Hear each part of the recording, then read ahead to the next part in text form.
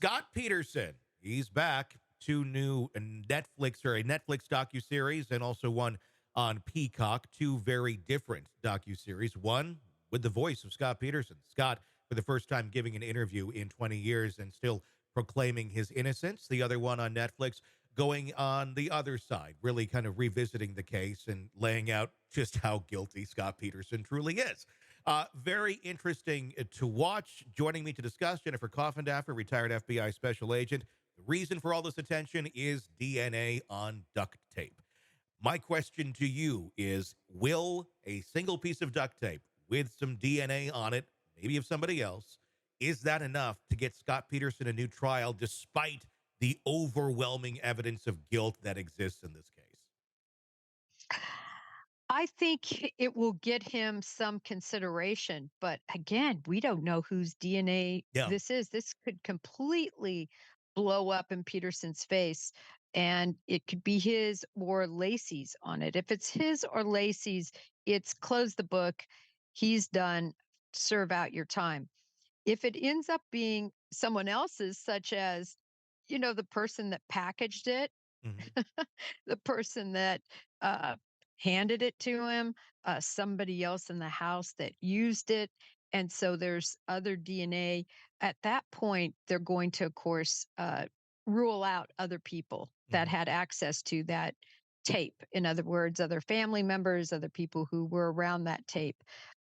So they'll try to rule that out. So I think this is going to be a multi-step process in terms of making any determinations. When they take a look at the DNA, I'm assuming, and you tell me, what's going to be a red flag? What's going to be a we need to investigate this further? Is it if it's somebody's already in the system that maybe was around that area at that point in time who may have a reason to want to kill her, or maybe was hired to kill her, or what? What's going to be the factor here that they can rule out 20 years later? Whose DNA? What if it's not in this system? We don't know who it is. It could have been, somebody at the store that picked up the duct tape as well. Right. It's really, if indeed that DNA goes back to somebody in CODIS, there's that's a red flag to Hmm. me. If it's somebody with a criminal record, unless they happen to work at Ace Hardware or Hmm. wherever he purchased that, I see that as a big issue. The burglars that were across the street, of course, their situation proved to be an alibi, if you will, because the burglary occurred after Hmm. Laci disappeared. And in addition, they took polygraphs and passed them with flying colors, even though that's not admissible. I don't believe in California. By the way, polygraphs are starting to be admissible in multi states. Oh By the wow, way, I didn't know um, that. Wow. yeah, it's moving in that direction. But in any event, they were ruled out pretty quickly. So now, who are you looking at? Some stranger that entered on Christmas Eve and did this horrible crime. And oh, by the way, discarded her body in the exact same place Scott Peterson chose to fish 90 miles away. Hmm. Um, it would have to be something absolutely off the charts, in my opinion, to get this a new trial.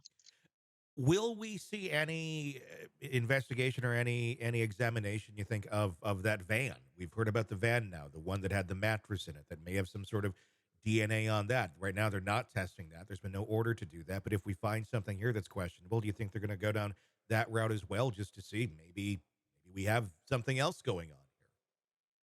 Well, that certainly is a logical step. As I mentioned, I really do see this as a multi-stage situation if it's not Lacey's or Peterson's DNA. Then you're going to see multi-steps, and it could include the van and pulling DNA from that for comparison. It's going to be very fascinating. What do you think is going to happen here if we do have the DNA? Will this? I know you said multi steps, but is it? Let's keep moving and digging deeper and deeper before they say, "Okay, let's do a new trial." Yes, I think they're going to have to dig deeper than just saying it's not Lacey's and it's not Peterson's. I Mhm. think they're going to have to dig deeper than that. But I think it will be Laci's or Scott Peterson's. I really do. Yeah. I think it's most likely there. Remember, of course, duct tape is so tacky Hmm. and such a perfect surface for fingerprints, for DNA, for to stick to and to Hmm. cling to, and it would surprise me that his DNA wouldn't be on tape as she was bound. Although recall, she was at the bottom of the bay Hmm. for days, for almost 2 months, I believe. Wouldn't that affect DNA on duct tape? Maybe I have no idea, but I mean, but just thinking that you're in the water, there's all bacteria and things that are eating away at things. How good is that DNA?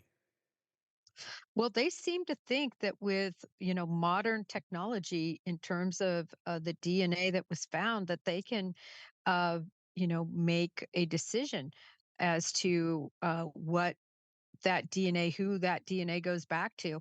And I believe they will be able to. Yeah, I mean, this isn't something that they didn't think was possible. sure. It just wasn't possible back in that day. Yeah, 20 years ago. Now, yeah, now it's very possible. So I think we'll see. I agree with you though that until the scientists say what they can do, that's how we'll truly know. Hey, thanks for checking out the video. Be sure to follow us wherever you download podcasts, and especially Apple Podcasts, where you can get advanced episode and premium content on our premium channel right there. Also, be sure to follow us on social media so you don't miss any breaking updates on the stories that matter to you most. We're on TikTok, X, Instagram, Facebook. Just search Hidden Killers Podcast with Tony Brueski, and you'll find us right there. Again, thanks for watching.